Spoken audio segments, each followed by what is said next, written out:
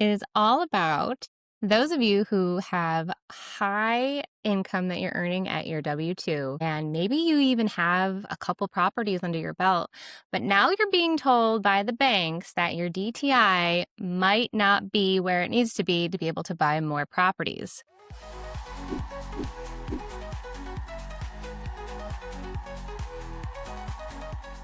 How is that even possible? You've been playing by the rules the entire time.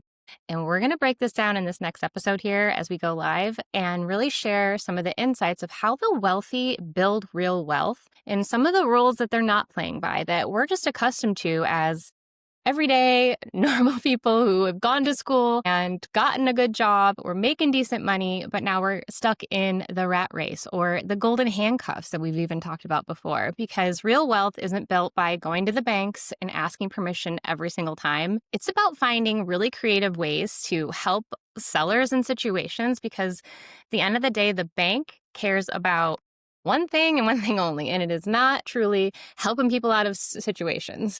Right. They're about getting paid, right? They're Yeah. about getting their money. And that's where I think a lot of times we look at these deals and the banks are going to look at them under what's the risk involved with them lending on the deal. So that's where a lot of times we have that where you're going through the application process, you're talking to the underwriters, and they're going to tell you sometimes you are having what's called DTI issues, debt to income. So I run into this a lot where I have investors that reach out to me and they say, Joe, like I want to buy a property, but I went to the bank to get qualified and they say that my debt to income is too high. Now, sometimes those are residential people who are just trying to buy their own home. Sometimes this is an investment property that somebody's trying to buy and they're struggling. So once again, what do I look at? I look at buying houses without banks, without using your credit.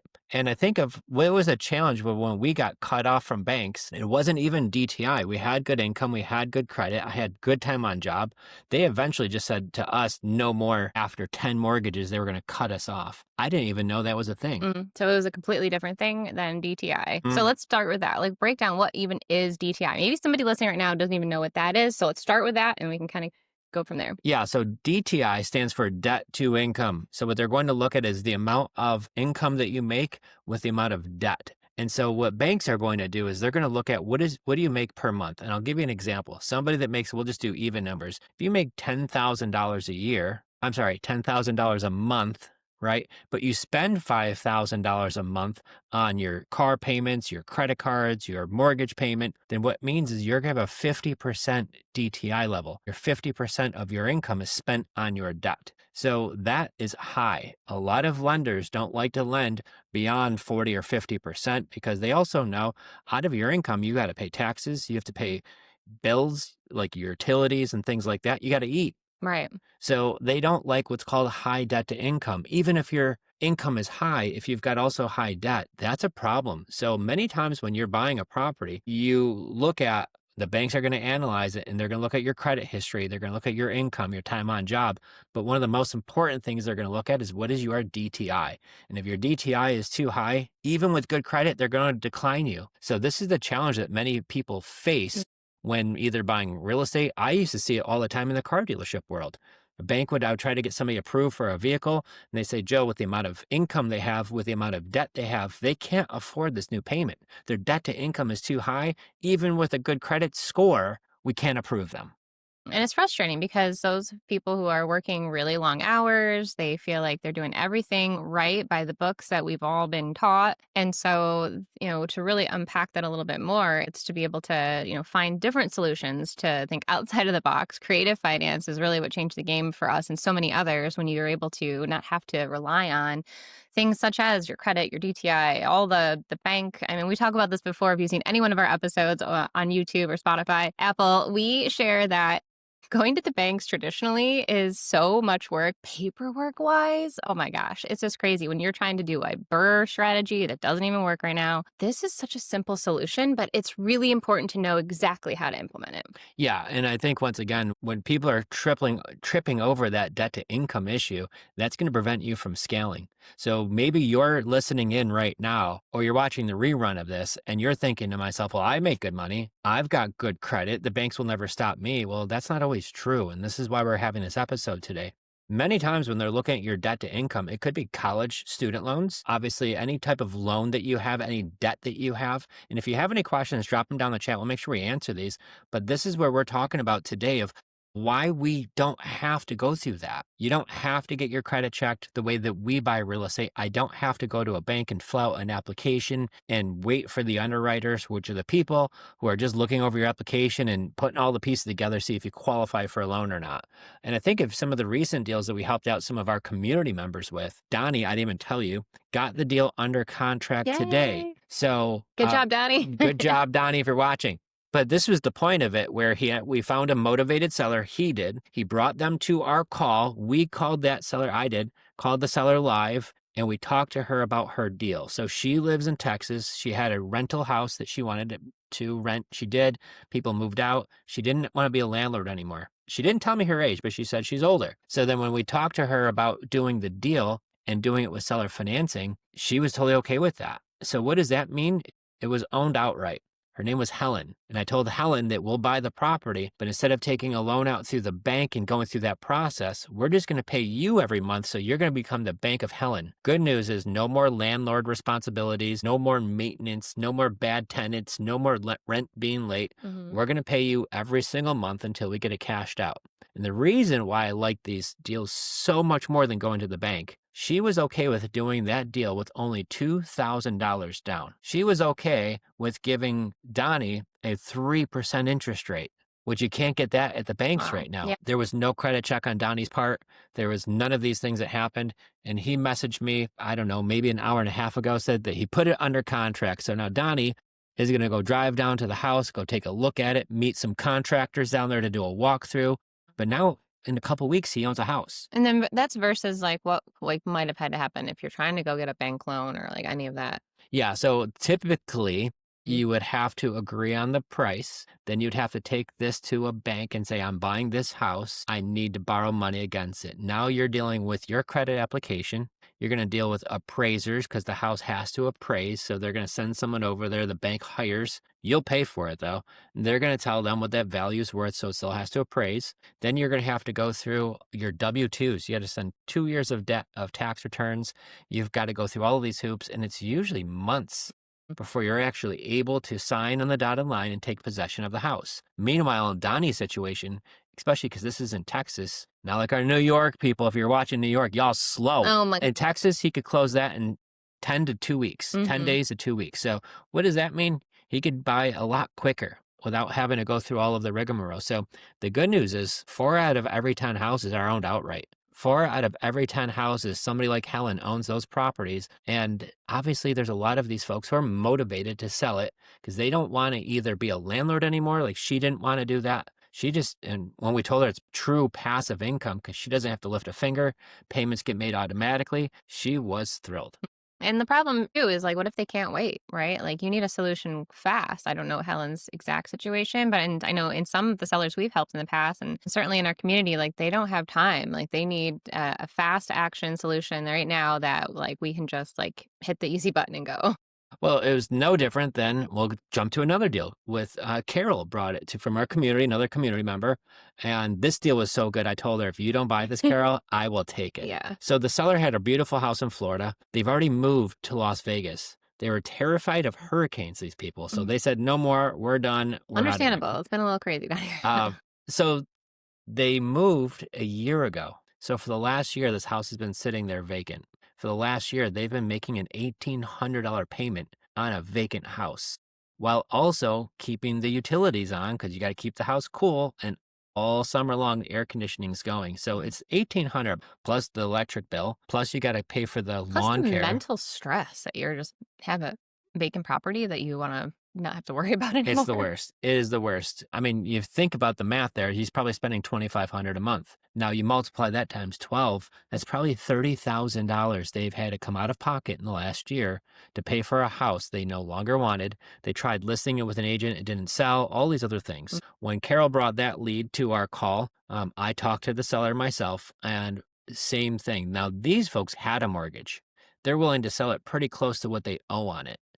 Now, the difference with that deal, same thing, $2,000 down, but they have a 2.25 interest rate on their mortgage. What's up with this $2,000 down like last 2 weeks? I'm telling you, I've had The 2 of magic them. number? I've had 2 of them that I've helped out. And with this seller here, they just said, "Listen, Joe, you give us $2,000. You're gonna cover the closing costs. We're going to, not myself, because Carol's gonna take it because the deal was that good, but now they're gonna not have to assume the loan. They don't have to get their credit checked. We don't need a bank approval. Alls we need to do is go to closing, pay the seller his $2,000, and then they're just going to pay the lender directly every month. No credit check, no W-2s, no running a mile in under 6 minutes. Like, none of these things existed." But now some of you might be wondering, well, that's great and all. You're finding these properties, you're coming up with these creative solutions to buy them, but like, where's the money coming from, right? Like maybe you only have so much coming in from your W-2. Well, that's why we absolutely love this strategy of putting in a lease with the option to buy tenant buyer.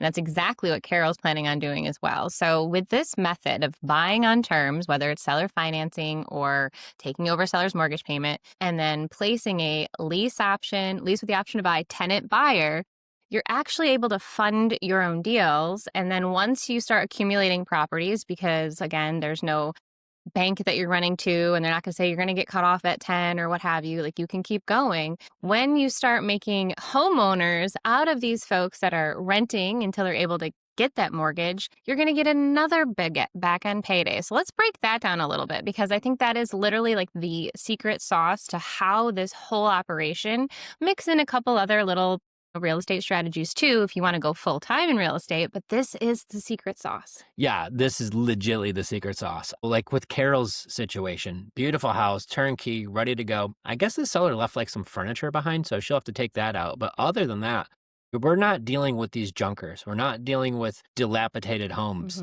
We do on sometimes, but not these situations. These are homes that we're buying where if you were to drive around looking through houses or neighborhoods, this isn't the house with the tall grass. This is the nice house that just is empty now because these people moved out. So when we chatted about the deal and how to buy that with only $2,000 down, pay $6,000, $7,000 closing costs, slap an insurance policy on the house, you're going to come up with $10,000, $12,000.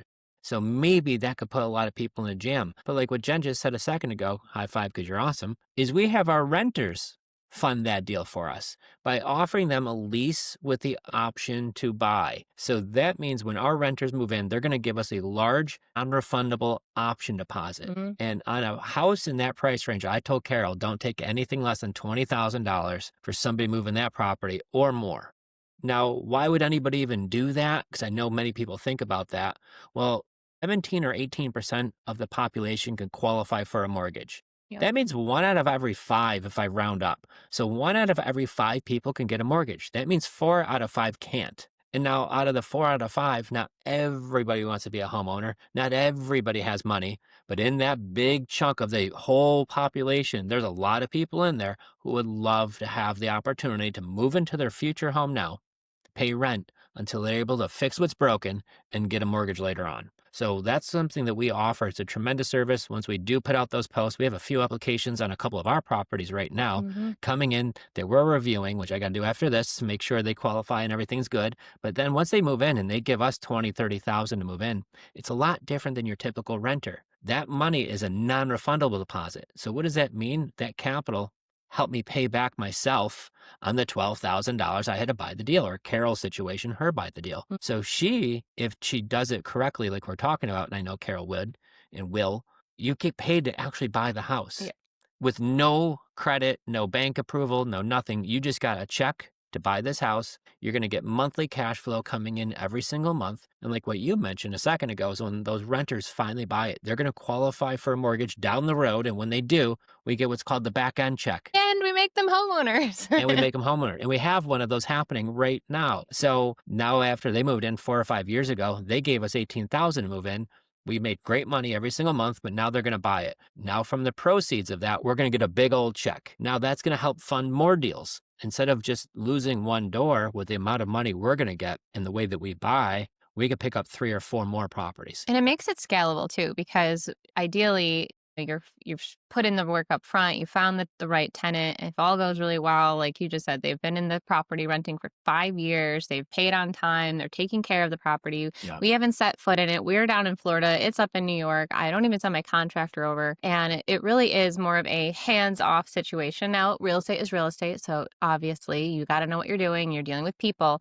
But in these ideal situations, this is what can happen. If you really are armed correctly with all the right paperwork and you know the exact people to have in your corner. Like we've got screenthetenant.com, Paul and Diane Ritter to make sure we do all the background check to place the tenant into the home. And then we've got our mortgage officer who's on standby waiting to hear, hey, like we're ready to get going to see how this person can qualify for their mortgage. So having the right network of people is just really, been such a game changer too. But to really look at the whole playbook, if you will, to make this a full-time real estate investing journey, it does take a lot of education. It's taken a lot of grit and some perseverance here. But man, when you look back at it, like how many people we've been able to not only help become like, walk away from their properties without all the stress, and then the renters that are turning into homeowners, and now our community members who are building the wealth for their family too. It's just really phenomenal. Yeah. Well, if you think about it too, we're helping out our mortgage guy.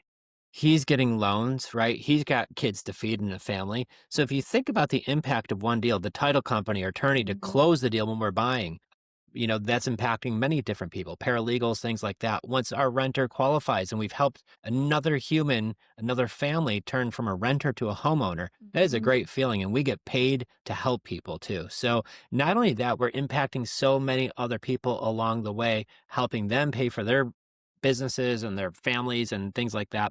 It really is awesome feeling. And so I really think, it is, as we're recording this right now, it is the end of October. And so just a few months into 2026. And I believe that creative financing is really going to be super strong and honestly something that you're going to need to know how to do, especially because banks seem to be tightening a bit. Interest rates are all over the place. Like no one really knows. It's very unpredictable. But one thing is for sure, people are going to need to sell their homes and people are going to need a place to live. And so if you are the middle woman or middleman, you're going to be able to really help a lot of people out. And this is where I think the wealth is going to transfer quietly. This is going to be a transfer. If you know how to do things correctly, you're going to help solve a lot of problems. Well, because you make your money when you're buying these houses. That's truly what it is. So my whole thing is if Carol is getting a 2.25 interest rate on the property that she's buying, or Donnie is getting a 3% interest rate on the property he's buying, I will tell you what, if rates were still 2 and 3%, the real estate market would be on fire right now. True that. Absolute fire. And the reason why things have slowed down is because rates are double that.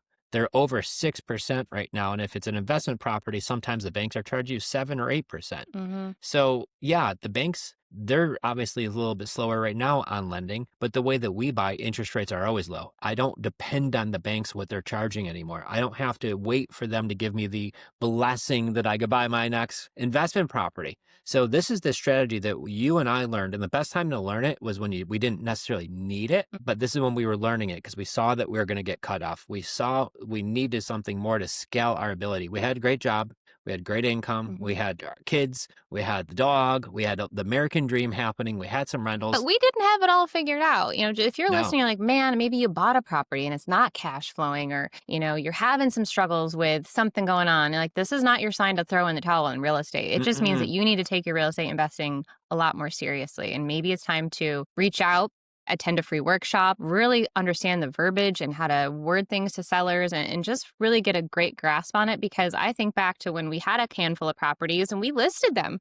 We tried selling them back in, what year was it? Like 2000, I think it was Brookie. So it was like 2012, 13 or so. And listed, didn't sell. So we're like, oh, well, we'll just put a renter in. And then we became landlords. And then that was when the reality hit of, well, this isn't really exactly what we wanted either. And then we discovered creative financing by 2016, 2017. So it's been a journey for us too. And so that's why we're really passionate about sharing. Like, we didn't have it all figured out, but now that we have a lot more figured out, we love sharing with everybody. Don't do all the weird mistakes that we might have made. The only way you can fail at this is if you totally quit. If you throw in the towel and you walk away, then that's failing. But maybe you made some mistakes. That's okay. Quit beating yourself up over it. But now let's learn and pivot, because it is going to be a brand new year, new you, and it's going to be time to start making some money with real estate. Well, it's also, too, it's a strategy change. Yeah. And it's a strategy change. And what I didn't realize was we don't have to wait till we're 90 to make money in real estate. Like, we could do it in our 30s and 40s and make a lot of money in real estate, so much that we don't have to have our jobs anymore. There's so much that we could travel and move to Florida and do all of these things that we thought we were going to do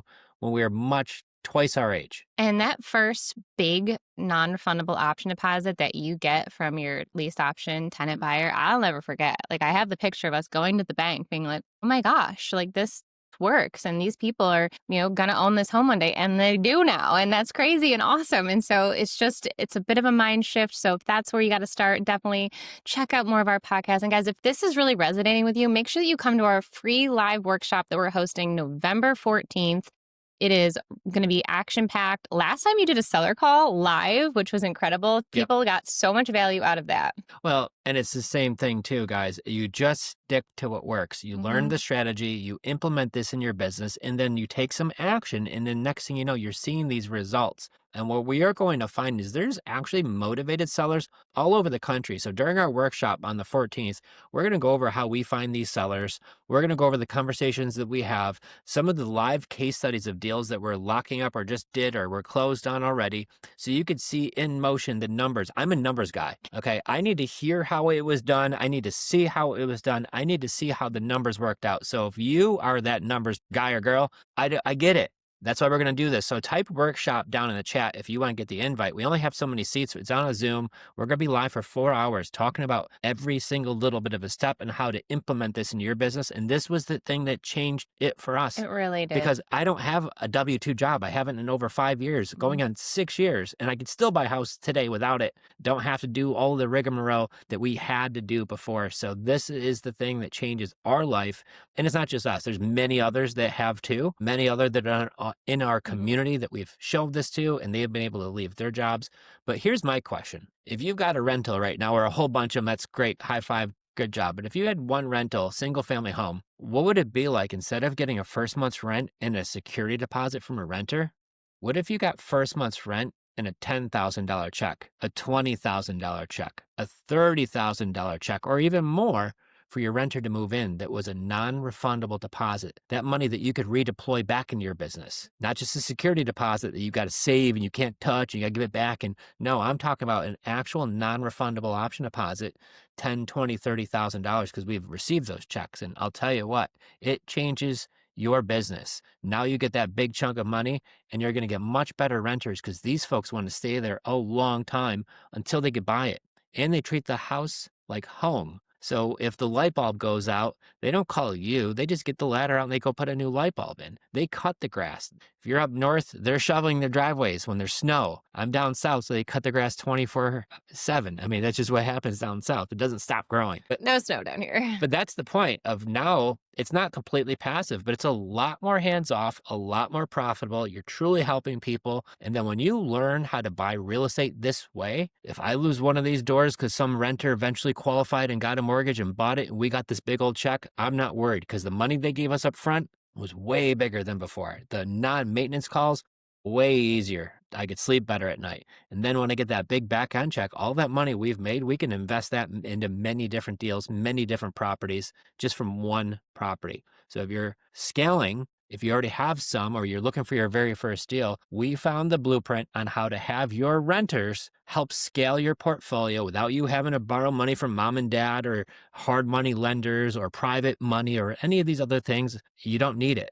Your renters will do this if you have this strategy. So we're going to be diving into that on the 14th. So definitely make sure you tune in. Drop workshop down below once again. And if you're listening and there isn't a place to drop it, just head over to creativefinanceplaybook.com. Free training. Sign up. There's also a $17 workbook. If you want to grab that ahead of time, you can get that. It's a little breakdown of that ad Joe was talking about that you can generate free leads. We've got a seller motivation guide in there. And then you've got notes to take a ton of pages when we are dropping gold and sharing all of the community wins and the amazing things that are happening, because it just takes a little bit of effort, a little bit of a day consistently, right? So it's got to be a full time, I'm not going to quit, but guys, people are doing this in just a little bit of time every day. So those few minutes that you have scrolling TikTok, if you started posting and asking sellers questions, you could be owning a rental in no time. Well, that's why all my car dealership friends now are asking, like, hey, we were working all side by side with you, and then now we're watching, and now they're seeing us do this. I'm like, guys, you should have been doing this 10 years ago when I was doing it. And, or Never too late to start. well, that's the thing. They're now wanting to start. Shout out to you if you're listening. Shout out to you if you're watching. You're already taking the right steps. You're here, you're listening, you're trying to come up with better strategies. There are better ways. I didn't know this was existing before. I had no clue. I was an English teacher. Who knew that everyday people could do this? They didn't teach it in school. There's nowhere. So when we found out this strategy, when we got our very first coach back in 2016, it was like the fireworks went off. Like absolute, like nuts. I felt like, does everybody know about this? I talked about it so much. I got in trouble at work because my boss took me in his office, said, hey, Joe, like you could talk about sports, you could talk about everything else, but you can't talk about real estate at work because it's distracting. But meanwhile, I thought this was the greatest thing ever. And obviously, you can distract right out of the dealership world. Well, that's what happened to me. And they don't want everybody else leaving too, probably. So, and I don't blame them, but this is the strategy, guys. This has been really working. There are motivated sellers everywhere across the US. There's somebody who's got a house that needs some work.